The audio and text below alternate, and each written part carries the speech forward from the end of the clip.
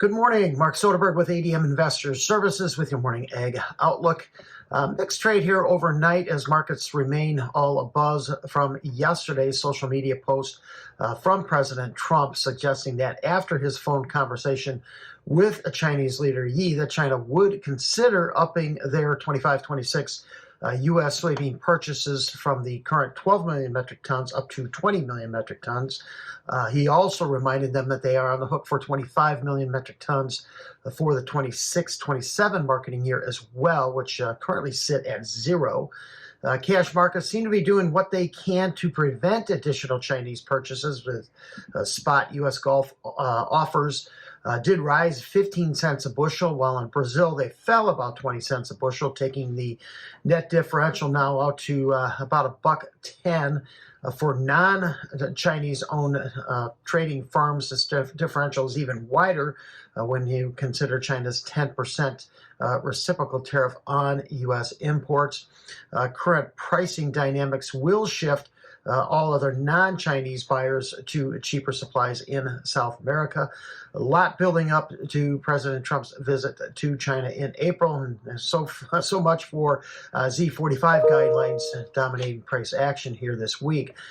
Scattered rains are starting to provide temporary relief in east central Argentina. Much more will be needed to help improve crop prospects there. Wetter conditions in north central Brazil may start to slow soybean harvest and in turn the second corn crop plantings. Here in the U.S., dry across much of the central Midwest into early next week. Moisture towards the end of the 7-day outlook to favor the Great Lakes region and the eastern Corn Belt. Virtually no precipitation for the Central Plains states. Gradual warming across the U.S. Midwest, with above normal temperatures holding through the 2 weeks of the current 2-week outlook.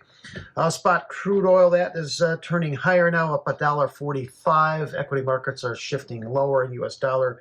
Also moderately higher, trading to a 2-week high there. We did see heavy buying in the ag space yesterday, about 8,500 contracts of corn, almost 40,000 beans that took the long position out by money managers. We got it at about 54,000 contracts and 9,000 to 10,000 contracts bought in both the products. Just very quiet in the wheat. Net selling there actually of about 1,000 contracts. March corn right now, that is down about a penny, 428 3/4, holding within yesterday's range. No mention yesterday of corn buying from China. Overall prices remain in a 415 to 440 range. Yesterday's ethanol production was lowest in nearly 2 years.